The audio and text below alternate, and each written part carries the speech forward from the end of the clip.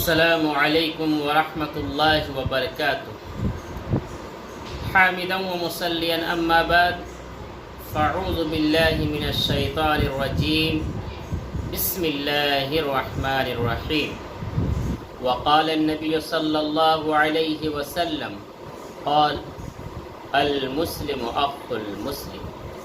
محترم حاضرین، صحیح مسلم کی ایک روایت آپ کے سامنے پڑھی گئی ہے۔ یہ حدیث جو پڑھی گئی ہے یہ صحیح مسلم کے اندر بھی دیکھے جا سکتے ہیں، صحیح بخاری کے اندر بھی دیکھے جا سکتے ہیں، صحیح سنن ابن ماجہ کے اندر بھی دیکھے جا سکتے ہیں۔ ایک حدیث کے اندر یہ حدیث موجود ہے۔ ایک اہم بات کی طرف آج میں آپ کو توجہ دلانا چاہتا ہوں۔ بہت سے ہمارے بھائی اس بات سے پریشان ہیں اور ان کے دلوں میں ایک سوال لے کے گھومتے ہیں کہ ہم دعا بھی کرتے ہیں، مانگتے بھی ہیں اللہ سے، اور ہمیں وہ محبت لوگوں کے درمیان بھی حاصل نہیں۔ اس کا ریزن کیا ہے؟ یہ پوری تقریر آپ اچھی طرح سے سنیں، آخر تک بنے رہے۔ انشاءاللہ بہت قیمتی نصیحتیں میں یہاں کرنے جا رہا ہوں، اور وہ باتیں یہ ہے، کسی بھی بندے کے دل میں جب کھوٹ ہو تو دعا، عطا اور محبت تینوں راستہ بدل لیتی ہیں۔ بندہ جب مخلص ہو تو عزت اللہ پاک دیتا ہے۔ آج ہم یہ دنیاوی زندگی کے اندر ایک دوسرے کی عزت بھی چاہتے کہ ہمیں لوگ عزت کریں۔ یہ عزت میرے بھائیوں چاہنے سے کچھ نہیں ہوتا ہے، یہ مقام بنانا پڑتا ہے، یہ عزت اللہ تعالیٰ دیتا ہے۔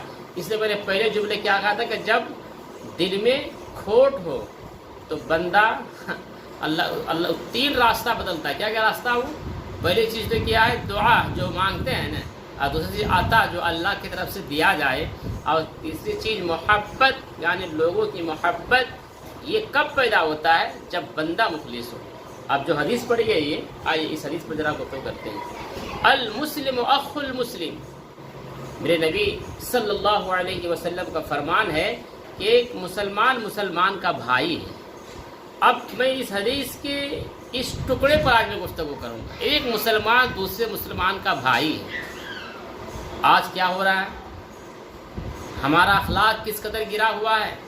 ہم اگر اسلامی شریعت کے روح سے اگر غور کریں تو ایک مسلمان دوسرے مسلمان کو دیکھ کر کے حسد کرتا ہے، جلن، بغض، عداوت، دشمنی کوٹ کر کے ان کے دلوں کے اندر بھرا ہوا ہے۔ تو اب ذرا بتاؤ میرے بھائیوں، اب ہم جو مانگے اللہ سے، ہمارا دل ہی اگر صاف نہیں ہے، خلوص نہیں ہے، تقویٰ نہیں ہے، اور پھر ہم لوگوں سے عزت چاہے تو وہ عزت کہاں سے حاصل ہوگی؟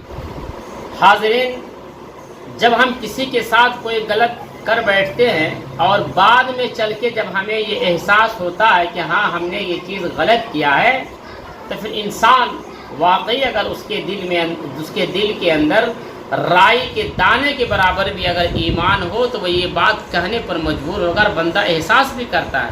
ایسا آپ بھی فیلنگ کر رہے ہوں گے، مجھے لگ رہا ہے سننے کے بعد، کہ جب انسان سے کوئی غلطی ہو جائے تو انسان کیا کرتا ہے؟